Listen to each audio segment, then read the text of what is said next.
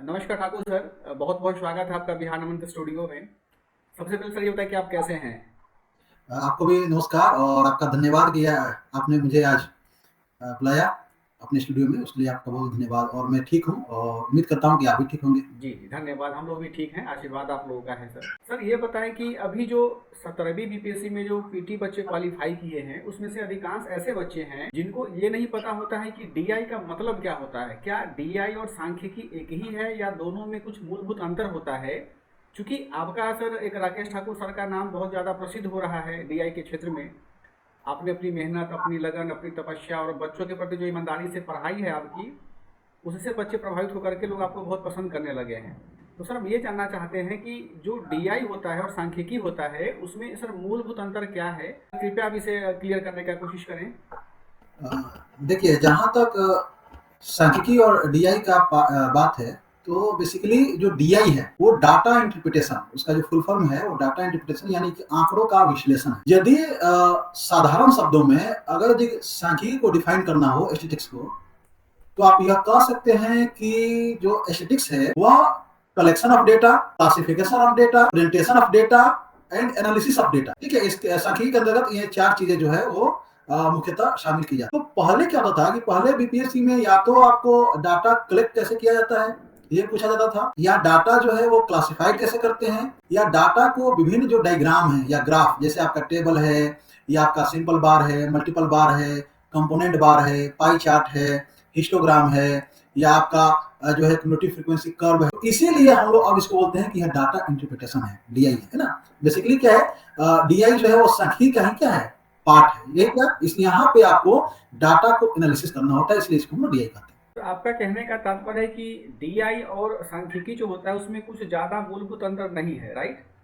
नहीं है, मतलब आप ये कह सकते हैं कि सांख्यिकी अगर यदि पिता है तो उसका पुत्र है डीआई। अब ये आप कह अच्छा सर, एक बात और बताएं कि जो डीआई होते हैं और सांख्यिकी होता है तो बीपीएससी, जैसे हम प्रीवियस क्वेश्चन पेपर को देखते हैं तो बीपीएससी कितने ईयर तक सांख्यिकी पूछा था और कब के एग्जामिनेशन से उसने डीआई पूछना शुरू कर दिया? क्योंकि बहुत सारे बच्चों का ये सवाल भी है, वो कंफ्यूज रहते हैं। जी जी। तो इसे सर आप क्लियर करें कि बीपीएससी ने चेंजेस खुद में कब किया है डीआई और स्टैटिस्टिक्स के बीच में सर। देखिए, 48वीं से 52वीं बीपीएससी तक है ना, बीपीएससी के द्वारा डाटा को या तो डाटा को कलेक्शन या डाटा के क्लासिफिकेशन या उनके प्रेजेंटेशन से संबंधित प्रश्न पूछे जाते थे। बेसिकली जो डीआई के जो प्रश्न है उन्होंने 53वीं से 55वीं बीपीएससी से लेकर अभी तक वो डीआई के प्रश्न पूछ रहे हैं। और आगे भी मुझे लगता है कि जब तक स्टैटिस्टिक्स का सिलेबस होगा आपके बीपीएससी के सिलेबस में, तब तक वो डीआई पूछेंगे। और जब आप बीपीएससी का सिलेबस जब आप देखेंगे तो उसमें लिखा हुआ है, ठीक है, स्पष्ट मेंशन है कि आंकड़ों का जो है वो आपका प्रस्तुतिकरण विश्लेषण लिखा हुआ है वहाँ पे। तो पहले वो आप पहले से भवानी बीपीएससी तक वो पूछते थे कि आंकड़ों कैसे प्रेजेंट करते हैं या कैसे क्लासिफाइड करते हैं। अब वो आंकड़ों के विश्लेषण को उन्होंने पूछना शुरू कर दिया।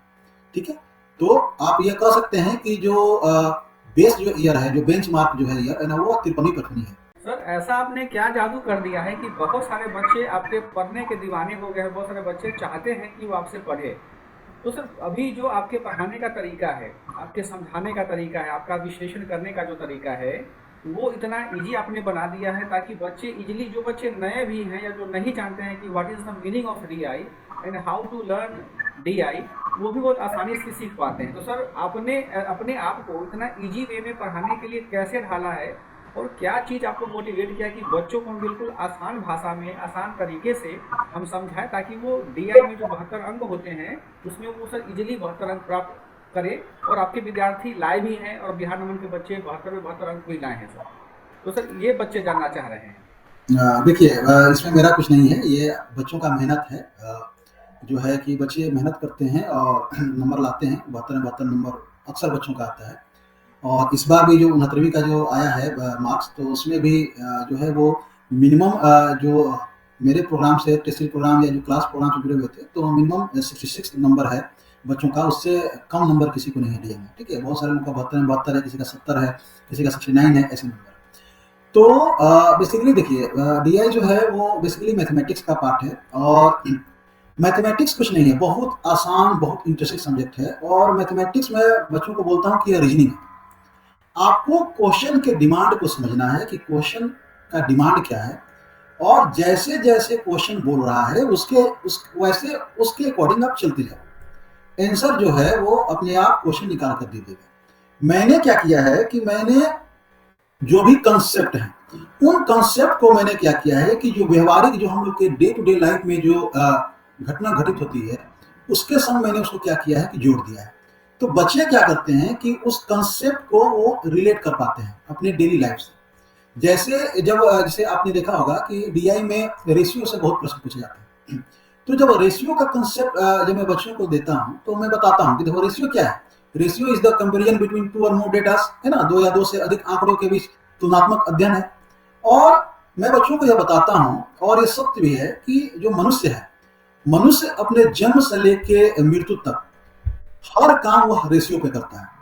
जैसे मान लीजिए सुबह अगर यदि आप जगते हो और अगर यदि आपको चाय पीने की तलब है, तो और अगर यदि मान लो कि भाई आप 3-4 मित्र हो, तो जाहिर सी बात है कि वहां पे आप क्या करते हैं कि भाई पानी लेते हैं। जितना आपने पानी लिया, जितने लोग हैं उसके अनुपात में आपने पानी लिया, फिर आपने उसमें चीनी डाला, उसमें चाय पत्ती डाला, दूध डाला, इलायची अदरक जो भी डालना है डाला, आपने क्या किया उसको गैस पे उबाला। तो मैं बच्चों को बताता हूँ कि ये क्या है, यह रेशियो है। जैसे मान लो कि अगर बच्चे अगर पढ़ते भी हैं तो प्रीलिम्स की तैयारी कर रहे हैं या मेंस की तैयारी कर रहे हैं या इंटरव्यू की तैयारी कर रहे हैं, क्या है, रेशियो। मैं मजाक में आकर बच्चों को मैं बोलता हूँ कि अगर मान लो कि अगर व्यक्ति अगर मरता भी है तो जन्म में तो रेशियो है ही, जब मरता भी है तो व्यक्ति अगर 72 kg का है तो हम लोग यह निकालते हैं कैलकुलेशन की 72 kg का व्यक्ति है तो कितना मन लकड़ी में उसका दाह संस्कार हो जाए। तो जब मैं क्या करता हूँ, चाहे वो रेशियो का कंसेप्ट हो या परसेंटेज का कंसेप्ट हो या प्रॉफिट लॉस का कंसेप्ट हो या एवरेज का कंसेप्ट हो, जो भी कंसेप्ट है उसको मैं क्या करता हूँ कि डे टू डे लाइफ की घटनाओं से मैं जोड़ देता हूँ।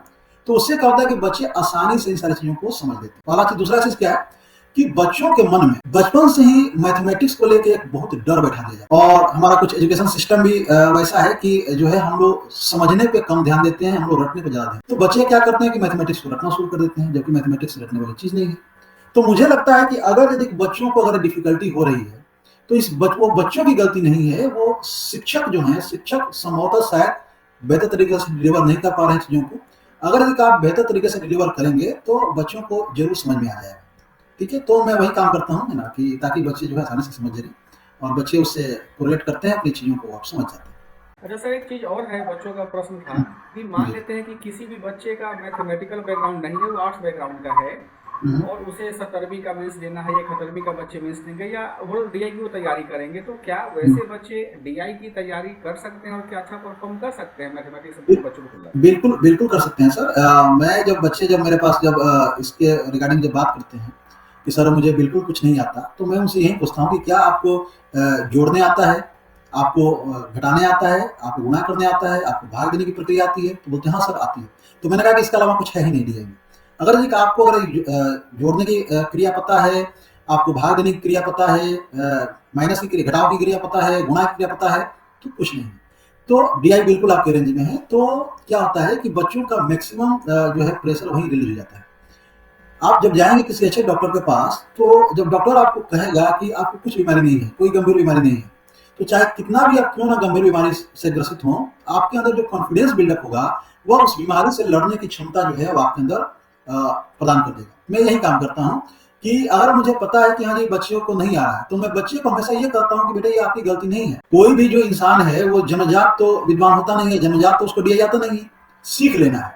तो बच्चों के अंदर एक ये कॉन्फिडेंस बिल्डअप होता है कि जो है अगर सर के संग हम लोग जुड़ेंगे तो सीख लेंगे। और मैं बच्चों के जो विश्वास है, इस विश्वास पे अपने आप को खड़ा उतारने का मैं प्रयास करता हूँ। तो कोई भी बच्चा अगर उसको बेसिक समझ है, अगर जिसको जोड़ने, घटाने, गुणा करने, भाग देने आता है, तो मैं जिस मेथड से उनको कोरिलेट करता हूँ चीज़ों को, वो आसानी से समझ लेते हैं। मेरे पास बहुत से ऐसे बच्चे आए जिनका क्या हुआ कि कौन जो पेन जो है ना वो जो पकड़ते थे डीआई बनाने के लिए, तो उनका हाथ कांपता था।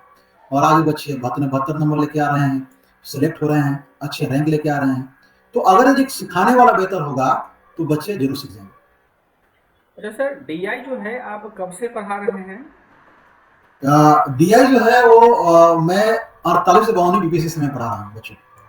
तो आप ये मान के चलें कि करीब 2010-11 है ना, 2010-11 से मैं डीआई जो है वो पढ़ा रहा हूँ।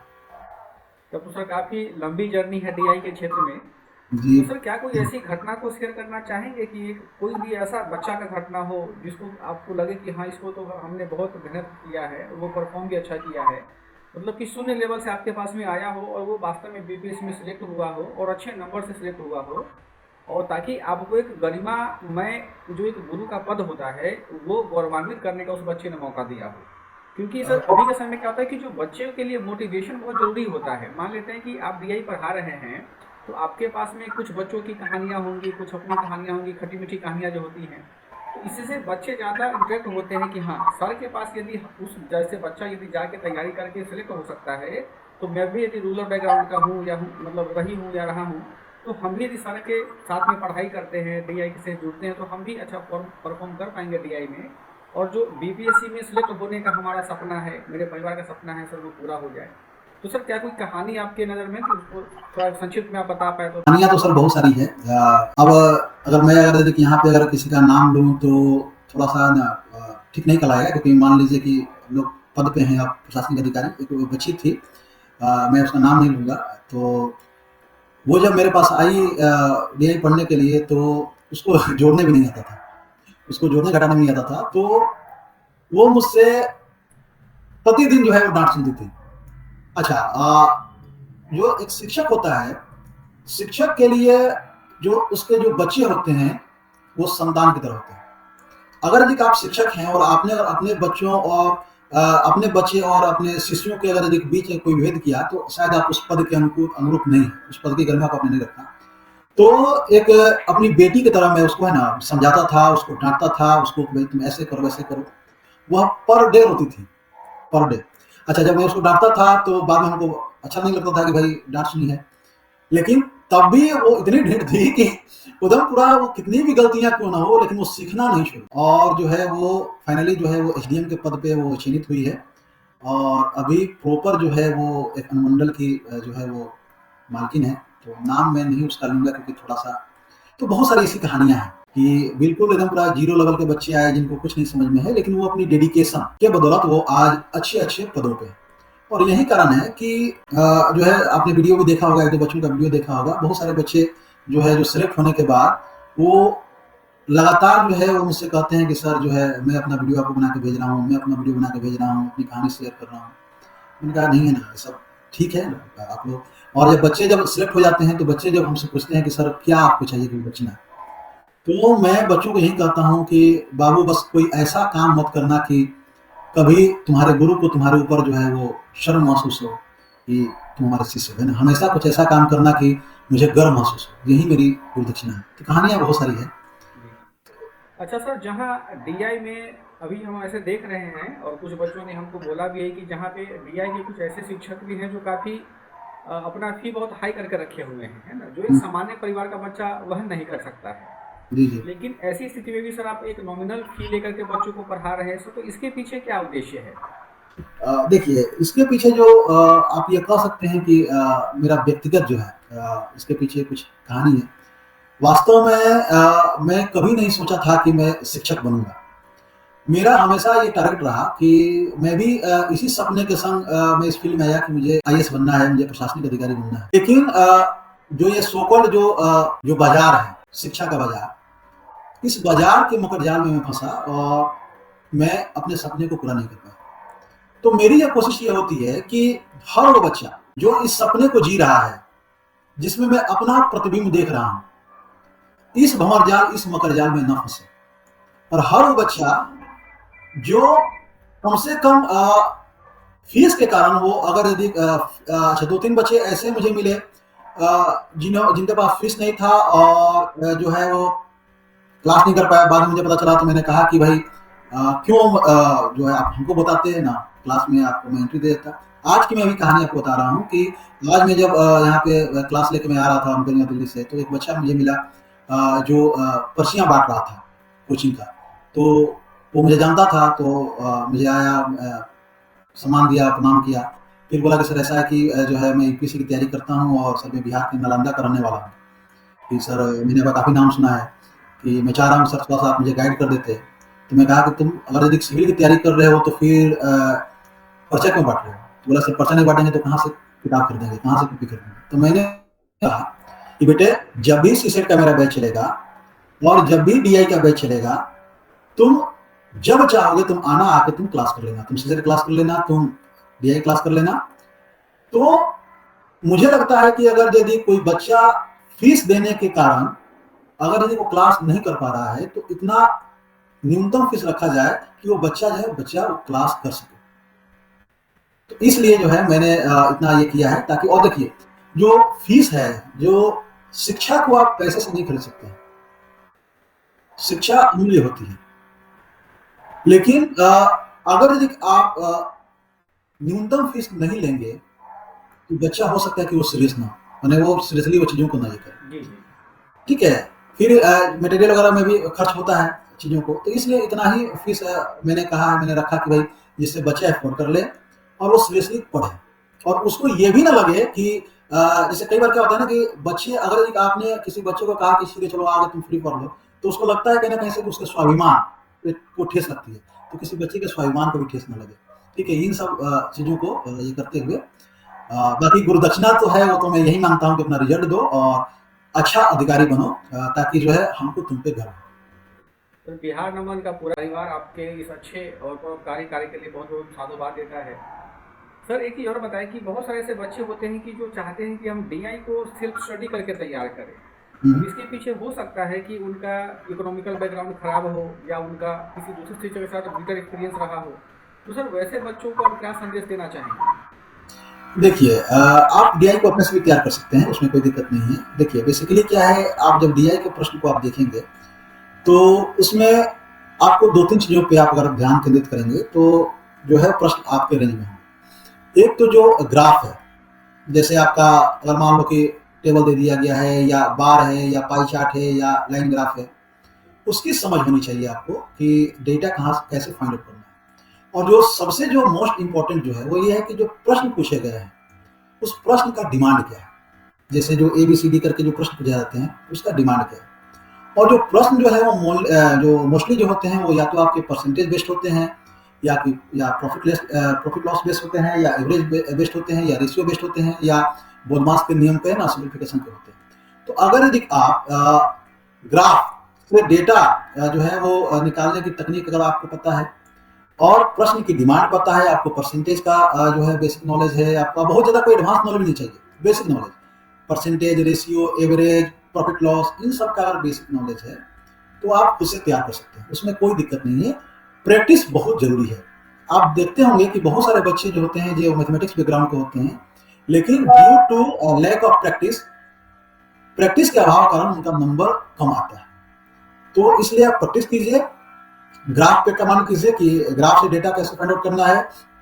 जो चैप्टर मैंने आपको बताया, इन चैप्टर्स पे आप कमांड कर लीजिए। और कोई भी जो अच्छा जो मटेरियल हो, दुर्भाग्य यह है कि मार्केट में अच्छा मटेरियल नहीं है, उसमें जो भी मटेरियल है उसमें मोस्टली मटेरियल में बहुत सारी गलतियां हैं। तो आप कोई ऐसा मटेरियल से प्रैक्टिस करें जो त्रुटिहीन हो। बेहतर होगा कि जो पीवाईक्यू है ना, पीवाईक्यू को आप ये करें, प्रेफर करें, और किसी ऑथेंटिक मटेरियल से आप प्रैक्टिस जरूर करें। और पर डे अगर यदि आप एक दो क्वेश्चन का भी प्रैक्टिस करते हैं, तो जो है वो कोई इसमें दो राय नहीं है कि आप अपने से तैयार ना करें। बेसिकली जो डीआई है वो टाइम मैनेजमेंट का गेम है। आप अगर यदि अपनी स्पीड और एक्यूरेसी को अगर आपने मेंटेन कर लिया, तो आप निश्चित तौर पे बेहतर बेहतर हो पाएंगे। अच्छा सर, कितने साल तक का पीवाईक्यू किसी बच्चे को बनाना चाहिए डीआई को अच्छे तरीके से तैयार करने के लिए? देखिए मैं तो बच्चों को ये कहता हूँ कि आप 53वीं से उठा के और आप 69वीं तक आप बना लो। आप उसमें देखेंगे कि एक पैटर्न है, उस पैटर्न पर मोस्टली उन्होंने क्वेश्चन पूछा है। जैसे इनकम एक्सपेंडिचर पे उन्होंने लगातार प्रश्न पूछा है, प्रोडक्शन वाले क्वेश्चन पे लगातार प्रश्न पूछा है, पॉपुलेशन वाले पे उन्होंने क्वेश्चन पूछा है, सिंप्लीफिकेशन पे उन्होंने क्वेश्चन पूछा है ना। तो ये सब जो आपके जो एरिया हैं, उस पर क्या करें कि आप जो अच्छा काम करें, उसका कंसेप्ट गेन करें। और जो क्वेश्चन का डिमांड है, बीपीएससी में स्टेप बाय स्टेप आपको लिखना होता है। अगर क्योंकि देखो बहुत सारे बच्चे ऐसे होते हैं सर, जो एसएससी के बैकग्राउंड के होते हैं, या जिन्होंने जो बीटेक वगैरह किए होते हैं, उनको ये लगता है कि तो मैथमेटिक्स से नंबर तो हमने तो एसएससी की तैयारी किया है, हमने मैथमेटिक्स बैकग्राउंड है, हम कर लेंगे। समस्या ये हो जाती है कि यहाँ पे उनको लिखना है सब्जेक्टिव, स्टेप बाय स्टेप, और वो क्या करते हैं कि बना के आते हैं ऑब्जेक्टिव, तो बीपीएससी नंबर आपको नहीं देगी। अगर यदि आपको स्टेप बाय स्टेप बीपीएससी की डिमांड के अनुरूप अगर लिखने आता है तो नंबर आपको जरूर मिलेगा। और मेरी यह सलाह होगी कि आप जो है वो तिरपनवीं से उठा के आप बना लें जरूर क्वेश्चन। सर ये डीआई के लिए आप अभी कहीं पढ़ा रहे हैं, तो इसके बारे में सर कुछ बताएं, कहाँ कहाँ जुड़े हैं आप अध्यापन कार्य से सर? देखिए डीआई के लिए एक तो मेरा अपना खुद का अपना बैच चलता है, तो ऑफलाइन ऑनलाइन बैच चलता है। बाकी मैं बिहार नमन से मैं जुड़ा हुआ हूँ और 2019 से मैं जुड़ा हुआ हूँ। और इसके पीछे कारण यह है कि बिहार नमन की जो टीम है या उनकी जो बच्चों के प्रति जो डेडिकेशन है वो मुझे बहुत पसंद है। और मैंने बहुत कम संस्थान देखा है जो इतनी ईमानदारी से बच्चों के रिजल्ट के लिए वो काम वो करते हैं। तो बिहार नमन के संग मेरा बड़ा अच्छा हो रहा है, 2019 से मैं जुड़ा हुआ हूँ और काफ़ी जेन्युइन टीम है और बच्चों के लिए डेडिकेटेड टीम है। तो मैं बिहार नमन की पूरी टीम को मैं धन्यवाद दूंगा। बाकी उनका जो स्पेशल जो बिहार नमन के द्वारा जो मैगजीन वगैरह जो है निकलती है, काफ़ी अच्छी मैगजीन होती है। बच्चे खुद मुझे बोलते हैं सर बहुत अच्छी मैगजीन है।